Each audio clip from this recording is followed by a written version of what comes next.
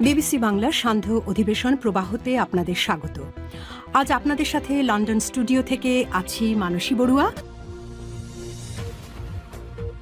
বাংলাদেশের সর্বশেষ গুরুত্বপূর্ণ আপডেট সংবাদে আপনাকে স্বাগত। শুরুতেই সংবাদ শিরোনাম, পরে বিস্তারিত। প্রথমেই জানাবো আমাদের হাতে থাকা সর্বশেষ গুরুত্বপূর্ণ সবথেকে তাজা আপডেট সংবাদ। ক্ষমতায় গেলে নোয়াখালীকে বিভাগ করা হবে বললেন বাংলাদেশ জামাত ইসলামের আমির ডাক্তার শফিকুর রহমান। নোয়াখালীবাসীর বিভাগ চাই, সিটি কর্পোরেশন চাই। আমরা ক্ষমতায় গেলে ইনসাফের মাধ্যমে আপনাদের এই প্রাণের দাবিগুলো মেনে নেওয়া হবে। পর্যায়ক্রমে আমরা সবকিছু বাস্তবায়ন করব। আজ নোয়াখালীতে নির্বাচনী জনসভায় লক্ষ লক্ষ মানুষের উপস্থিতিতে বাংলাদেশ জামাত ইসলামের আমির ডাক্তার শফিকুর রহমান এসব প্রতিশ্রুতি দিয়েছেন। এরপর জানাবো জাতীয় নাগরিক পার্টির ৩৬ দফা নির্বাচনী ইশতেহার ঘোষণা। আসন্ন ত্রয়োদশ জাতীয় সংসদ নির্বাচন ঘিরে ৩৬ দফা ইশতেহার ঘোষণা করেছে জাতীয় নাগরিক পার্টি এনসিপি। আজ গুলশানের লেকশোর গ্র্যান্ড হোটেলে লা ভিটা হলে আয়োজিত এক অনুষ্ঠানে এই নির্বাচনী ইশতেহারের ঘোষণা করে দলটি। এ বিষয়ে খুবই গুরুত্বপূর্ণ সংবাদ জানাবো, সঙ্গেই থাকুন। এদিকে রাজধানীর মহাখালীতে আবাসিক ভবনে ভয়াবহ আগুন। রাজধানীর মহাখালীতে একটি আবাসিক ভবনে আগুন লেগেছে। খবর পেয়ে ইতিমধ্যেই ঘটনাস্থলে পৌঁছে আগুন নিয়ন্ত্রণের কাজ করছে ফায়ার সার্ভিসের ৪টি ইউনিট। সন্ধ্যা ৭:৩০টার দিকে মহাখালীর আমতলী এলাকা ৭তলা ওই আবাসিক ভবনটিতে অগ্নিকাণ্ডের ঘটনা ঘটে। জানাবো বিশ্ববাজারে স্বর্ণের দামে বড় পতন, দেশে ভরি কত। রেকর্ড $৫,৫০০ মাইলিক অতিক্রম করার পর বিশ্ববাজারে স্বর্ণের দামের বড় পতন লক্ষ্য করা গেছে, যেখানে বিশ্ববাজারে স্বর্ণের দাম বেড়ে প্রতি আউন্স $৫,৬০০ বিক্রি হচ্ছিল, সেখান থেকে কমে এখন $৪,৯০০ নেমে এসেছে। অপরদিকে রূপার দাম প্রতি আউন্স $১২২ হলেও এখন তা কমে মাত্র $৯৯ বিক্রি হচ্ছে। এবং সর্বশেষ জানাবো ইরান নিয়ে সুর নরম করলেন ডোনাল্ড ট্রাম্প। বললেন হয়তো হামলার প্রয়োজন হবে না। এবার ইরান নিয়ে নতুন সিদ্ধান্ত জানালো মার্কিন প্রেসিডেন্ট ডোনাল্ড ট্রাম্প। তিনি বলেছেন, ইরান নিয়ে আমরা শান্তির পথে হাঁটতে চাই, হয়তো ইরান নিয়ে আমাদের আর হামলার বড় ধরনের কোনো প্রয়োজন হবে না। সেজন্য তিনি আজ এ বিষয়টি নিশ্চিত করেছেন। প্রিয় দর্শক, এতক্ষণ শুনছিলেন সংবাদ শিরোনাম, এবারে বিস্তারিত। তবে তার আগে বন্ধুরা অনুরোধ থাকবে এই সংবাদটিতে একটি লাইক দিন। এই চ্যানেলে আপনি নতুন হয়ে থাকলে আমাদের সংবাদটি দেখতে দেখতে চ্যানেলটি সাবস্ক্রাইব করে রাখুন। কমেন্ট করে বন্ধুরা আপনার মূল্যবান মতামত জানিয়ে দিন আপনি বিশ্বের কোন দেশ থেকে বা বাংলাদেশের কোন স্থান থেকে আমাদের সংবাদটি দেখছেন এবং শুনছেন। আর বন্ধুরা, সংবাদটি আপনার সোশ্যাল মিডিয়া ফেসবুকে শেয়ার করে বন্ধুদেরও দেখার সুযোগ করে দিন। আগামী জাতীয় সংসদ নির্বাচনে আপনি কোন দলকে পছন্দ করেন কমেন্ট করে পুরো বাংলাদেশকে জানিয়ে দিন। এবারে বিস্তারিত। ক্ষমতায় গেলে নোয়াখালীকে বিভাগ করার প্রতিশ্রুতি জামাতের আমিরের। নোয়াখালীবাসী বিভাগ চায়, সিটি কর্পোরেশন চায়। আমরা ক্ষমতায় গেলে ইনসাফের মাধ্যমে আপনাদের এই প্রাণের দাবিগুলো বাস্তবায়ন করব বলে জানিয়েছেন বাংলাদেশ জামাত ইসলামের আমির ডাক্তার শফিকুর রহমান। তিনি বলেন, আপনারা যদি আমাকে প্রধানমন্ত্রী হিসেবে ভোট দিয়ে জয়যুক্ত করেন, তাহলে আগামীতে যে নতুন বাংলাদেশ গড়ে তোলা হবে, সেই নতুন বাংলাদেশটাতে সুন্দরভাবে গড়ে তোলার জন্য আপনাদের সবাইকে নিয়ে আমরা নতুন বাংলাদেশ গড়ে তুলব বলে জানিয়েছেন তিনি।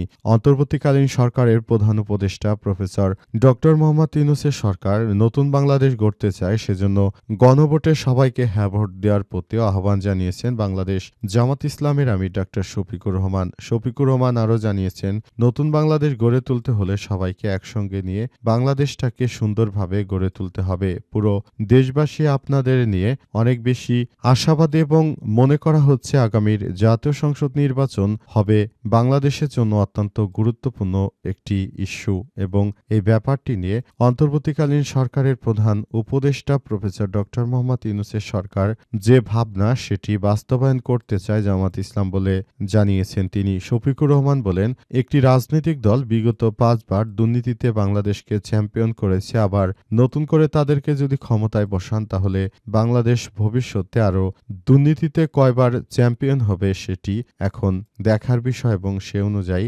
সবাইকে বলবো নতুন বাংলাদেশ গড়ে তুলতে হবে।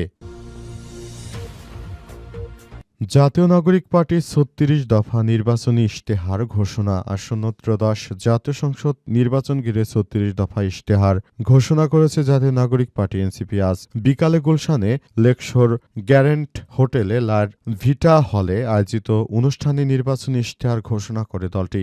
সুশাসন, সংস্কার ও সার্বভৌমত্ব মতো নিয়ে এনসিপির ৩৬ দফা নির্বাচনী ইশতেহারে গুরুত্ব পেয়েছে নারী অধিকার, কর্মসংস্থান, শিক্ষানীতি, জলবায়ু সংক্রান্ত বিষয়। এছাড়াও ইশতেহারে রয়েছে সুনির্দিষ্ট বাড়ি ভাড়া কাঠামো, ১৬ বছরে ভোটার করাসহ জুলাই সনদ বাস্তবায়ন, স্বাধীন কমিশন গঠন, ১ জুলাই সনদে যেসব দফা আইন ও আদেশের উপর নির্ভরশীল তা বাস্তবায়নের সময়সীমা, দায়বদ্ধতা কাঠামো তৈরি করে একটি স্বাধীন কমিশন গঠন করা হবে। ২ জুলাই সংগঠিত গণহত্যা, শাপলা চত্বর গণহত্যা, বিডিআর হত্যাকাণ্ড, গুম খুন ও বিচার বহির্ভূত হত্যাসহ আওয়ামী ফ্যাসিবাদের সময় সংগঠিত সব মানবতাবিরোধী অপরাধের দৃষ্টান্তমূলক বিচার নিশ্চিত করা হবে এবং একটি ট্রুথ অ্যান্ড রিকনসিলিয়েশন কমিশন গঠন করা হবে। ৩ ধর্মবিদ্বেষ, সাম্প্রদায়িকতা, সংখ্যালঘু নিপীড়ন, জাতি পরিচয়ের কারণে যে কোনো ধরনের বৈষম্যমূলক আচরণ ও নিপীড়ন প্রতিহত করতে মানবাধিকার কমিশনের অধীনে একটি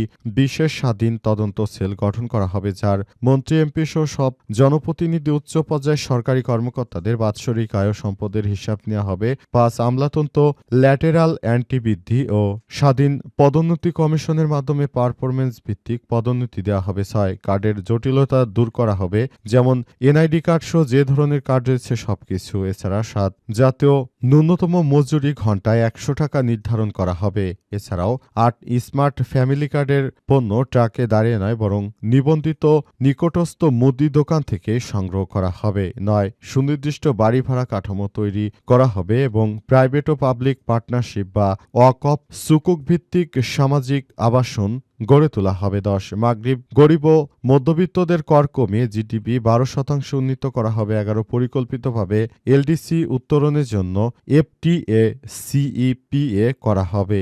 ১২ চাঁদাবাজদের সম্পূর্ণ পদ বন্ধ করতে হবে এবং তাদেরকে ব্যবসায়িক কাজে নিয়ে আসা হবে। ১৩ মুদ্রাস্ফীতি ৬% নামিয়ে আনা হবে। ১৪ ভোটাধিকারের বয়স ১৬ বছর করা হবে। ১৫ ৫ বছরের ১ কোটি কর্মসংস্থান সৃষ্টি করা হবে। ১৬ বছরে ১৫ লক্ষ নিরাপদ ও দক্ষ প্রবাসী কর্মী গড়ে তোলা হবে। ১৭ শিক্ষা সংস্কার কমিশন গঠন করে শিক্ষাকে আরও গুরুত্বপূর্ণ একটি বিষয়ে পরিণত করতে হবে। উচ্চশিক্ষার সঙ্গে কর্মক্ষেত্রের সঙ্গে মানানসই করা হবে। এরকম আরও অসংখ্য বিষয় এনসিপি ঘোষণা করেছে। মহাখালীতে আবাসিক ভবনে আগুন।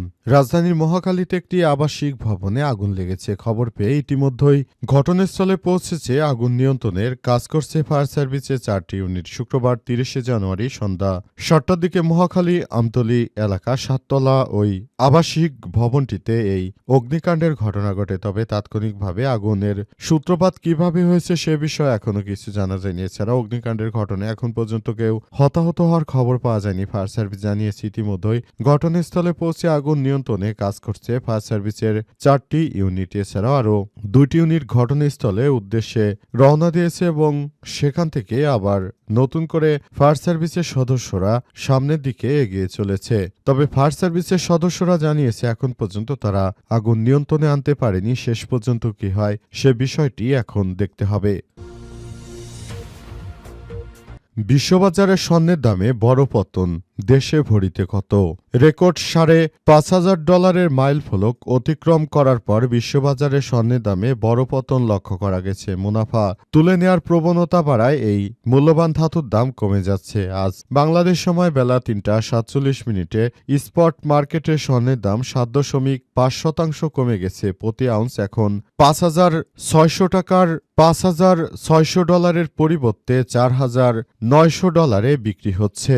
ফেব্রুয়ারিতে ডেলিভারির জন্য যুক্তরাষ্ট্রের গোল্ড ফিউচার্স ও ৬.৪% কমে $৪,৯৮৫ নেমে এসে এর আগে বৃহস্পতিবার ২৯শে জানুয়ারি স্বর্ণের দাম $৫,৬০০ পর্যন্ত পৌঁছায়। ইউএসবির বিশ্লেষক জিওভান্নি স্কাউনোভো বার্তা সংস্থা রয়টার্সকে বলেছেন, সম্প্রতি সপ্তাহগুলোতে ব্যাপক ঊর্ধ্বগতির পর বাজার কিছুটা স্থিতিশীল বা স্বাভাবিক হতে শুরু করেছে। তবে স্বর্ণের দাম এখনও বৃদ্ধি পাওয়ার সম্ভাবনা রয়েছে। আরেক বিশ্লেষক বিশ্লেষক রস নরম্যান্স বলেছেন, স্বর্ণের দাম বর্তমান স্তর থেকে আরও অনেকটা নামবে, তবে পরবর্তী পুনরুদ্ধার হবে। 2026 সালে স্বর্ণের গড় দাম হবে $5,375, যা চতুর্থ প্রান্তিকে সর্বোচ্চ $6,400 পৌঁছাতে পারে। অন্যান্য মূল্যবান ধাতুর মধ্যে স্পট মার্কেটে রূপার দাম 14.1% কমে প্রতি আউন্স আবারও $99.77 বিক্রি হচ্ছে। এর আগে রূপার দাম প্রতি আউন্স $121.64 বা $122 বিক্রি হচ্ছিল। চলতি মাসে ধাতুটির দাম 42% হঠাৎ করে বেড়ে যায়। এখন রূপার দামও হঠাৎ করে প্রায়